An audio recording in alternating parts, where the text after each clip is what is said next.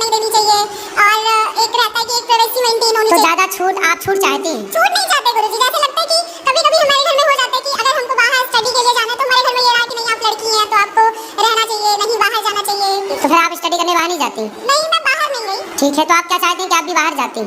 बाहर जाती मतलब मेरे हिसाब से क्या लगता है कि मुझे ऐसा लगता है कि हमारे उनके बीच में बड़े वैचारिक मतभेद हो जाते हैं, तो क्या मतलब ये चीज सही है कि हम हर टाइम उनकी बात मानें?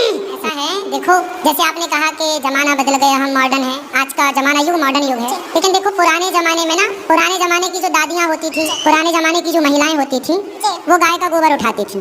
तो गाय का गोबर उठाती थी तो लोग कहते थे तो गवार हैं, और आज की आप जैसी पढ़ी लिखी जनरेशन जो है ना, वो कुत्ते की पट्टी उठा रही है और कह रही है हम मॉडर्न है। गाय का गोबर उठाएं तो गवार कहलाती थी, और कुत्ते की पट्टी उठा रही हैं तो मॉडर्न कहला रही हैं। गाय से उन्हें दुर्गंध आती है, जबकि बिल्ली की पट्टी की कॉफी पीना उनके लिए बहुत मॉडर्न है। ये अभी एक लड़की ने, आपने देखा मेरठ के अंदर, वो तो लड़की बहुत खुली दिल की थी, खुली दिमाग की थी, मॉडर्न थी, लेकिन उस मॉडर्न लड़की ने अपने पति को काट काट के ड्रम के अंदर पैक कर दिया कि नहीं? ये आज़ादी है। आज़ादी ना पुरुषों को मिलनी चाहिए जरूरत से ज़्यादा, ना स्त्रियों को मिलनी चाहिए जरूरत से ज़्यादा। पतंग जो होती है ना आकाश में उड़ती है, लेकिन वो पतंग एक धागे से बंधी रहती है। यदि वो धागा टूट जाए या कट जाए तो पतंग आकाश में जहाँ थी वहाँ रह सकेगी? गिर जाएगी।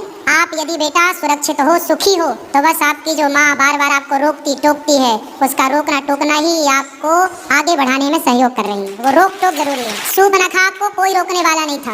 आजकल जिस लड़की को रोकने वाला कोई नहीं है, और लड़की यदि ना रुके माँ बाप के रोकने से, तो देख लेना वो सूर्पनखा बन के ही लौटेगी। इसलिए बेटा रोक टोक जरूरी है।